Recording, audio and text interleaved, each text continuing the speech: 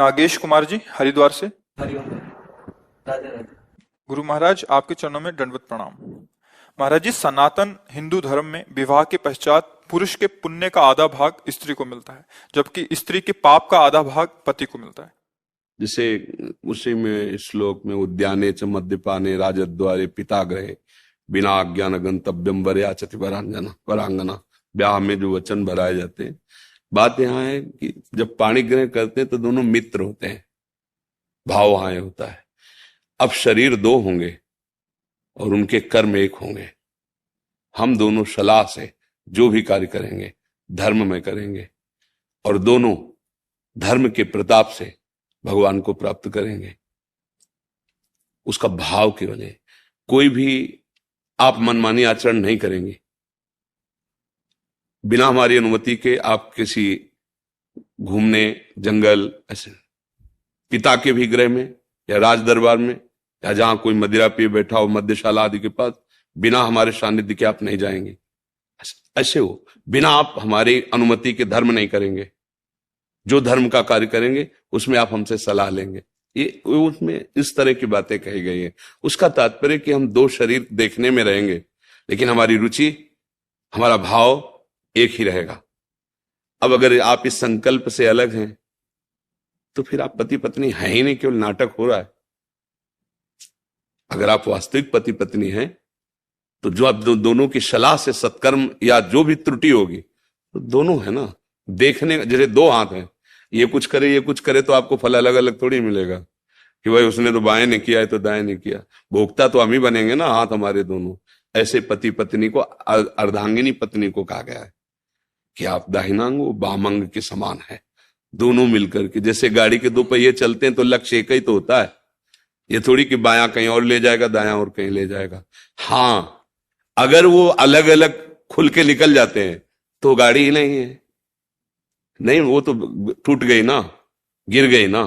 तो दाम्पत्य जीवन क्या कि पत्नी अपनी मनमानी करे, पति अपनी मनमानी करे, दोनों शास्त्र सम्मत चलें तो वास्तविक कहते हैं ये जगत भी सुखमय उसके लिए हो जाएगा।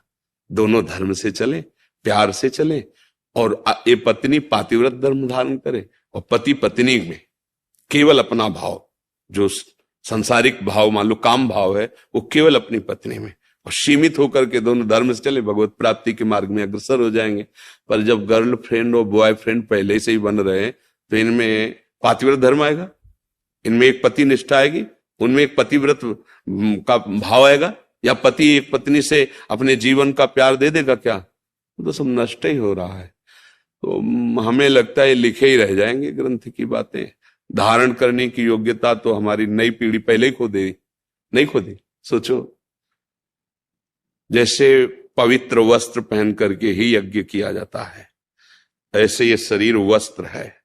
इसको तब तक पवित्र रखना है जब तक ये दाम्पत्य जीवन का संकल्प न बन जाए। पर ऐसा हो रहा है क्या? है कहां हो रहा है? आप बताओ ना, कहां हो रहा है? छोटे छोटे बच्चे, छोटी छोटी बच्चियां वैसे ही मन संसार में आसक्त है और ये सब नए वातावरण ने जो मिटिया मेट कर दिया। अब क्या बताना, आप लोग तो संसार में हो ही ना, फिर क्या?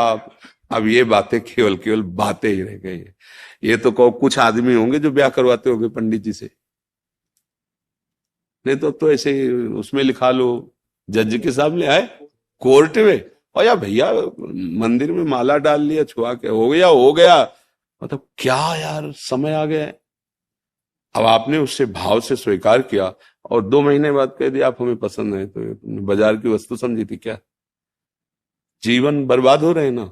और ये पास है, ये अब आज की समाज हमारी इसे पास करे कि पढ़ी लिखी समाज है, ये पढ़ी लिखी समाज। तो अब धर्म कहां, कैसे? नैष्ठिक भावनाएं ही निष्ठापूर्ण नहीं रह गई हैं, कैसे? अब तो बस यही है कि इन किन प्रकार जैसे बने नाम जप करो, अपना कल्याण करो और अपने जो सगे संबंधी उनके लिए नाम जप करो। वो जप करे, ऐसी भावना हम जप करके उनके लिए भी लाभ कि तुम पुत्र हो, तुम पत्नी हो, तुम्हारी बुद्धि शुद्ध हो, तुम्हारे अंदर सद्भावनाएं आवे। बस यही हमारी शिक्षा तो यही।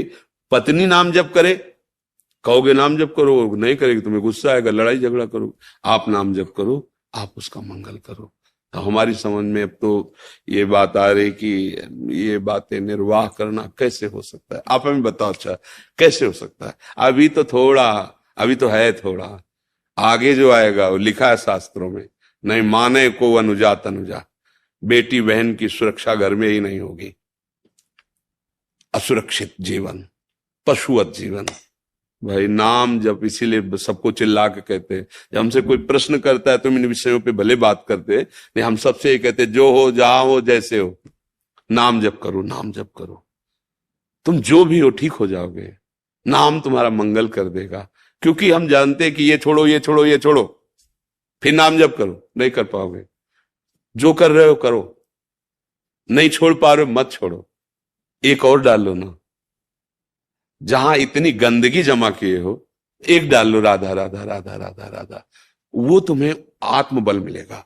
तब तुम अपने आप सब छोड़ दोगे, ग्लानि होगी। आप एक नवयुवक कभी कल या परसों था, वो रो के कह रहे थे, बड़े अच्छे पोशाक में थे, रो के कह रहे थे कि मुझे अब रोज ग्लानि होती कि मैंने ऐसे ऐसे काम किए, मैंने ऐसा ऐसा खान पान किया, महाराज जी कैसे क्षमा होगा, मेरा हृदय जल रहा है। हम कहा यही क्षमा हो रहा है, देखो ना नाम ने कैसा किया कि जो पूर्वकृत कर्म है उनके प्लस जो प्रति जो पश्चाताप, ग्लानि, यही सबसे बड़ा उत्तम उन्नति का मार्ग है।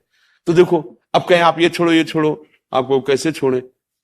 राधा राधा जपना शुरू करो, अब ये आपको पावर देगा, तो अपने आप सब छूटता चला जाएगा। फिर उसका जो परिणाम है वो भस्म हो जाएगा आपकी जलन से। यार कितना मैं नीच हूं, कैसा अधम हूं, ऐसा क्यों किया, ऐसा, हे भगवान क्षमा कर दो। कभी नहीं करेंगे, हो गया क्षमा। जो हृदय जलन होता ना वो शांत हो जाता है। तो इसलिए भाई जहां तक हो सके इन सब विचारों को छोड़िए, नाम जप कीजिए, और पत्नी में भी भगवत भाव रखिए, परिवार में भी भगवत भाव रखिए, और अपने कर्तव्य का ध्यान रखिए कि मेरा पत्नी के प्रति क्या कर्तव्य है, मेरा धर्म क्या है, उसका धर्म क्या है। उसके विषय में ये समय के अनुसार अगर तुम शिक्षण देने चलोगे तो तुम अपने धर्म को खो दोगे, फिर तुम्हें क्रोध आ जाएगा, फिर तुम उससे जलन पैदा करने वाला व्यवहार करने लगोगे, और हो सकता है क्रोध में हिंसा आदि दोष बड़े बड़े हो जाते हैं। इसलिए हमारी प्रार्थना है, हम अपने कर्तव्य, हमारी पत्नी आई है हमारे पास, मेरा उसके प्रति क्या कर्तव्य, बस। आप कभी दुखी नहीं हो सकते। वो जो करे, मालिक है ना, ईश्वर है ना, उसका मन ही उसको दंड देने लगेगा। शांत भाव से अगर वास्तविक सुख लेना है तो सिर्फ अपने कर्तव्य पर ध्यान देना है। ये पुत्र है, मेरा कर्तव्य इसके लिए क्या है, ये पिता है, मेरा कर्तव्य इसके लिए, उनका मेरे प्रति क्या व्यवहार, ये नहीं देखना। ये देखोगे तो कर्तव्य निर्वाह कर ही नहीं सकते, मेरी बात मान लेना।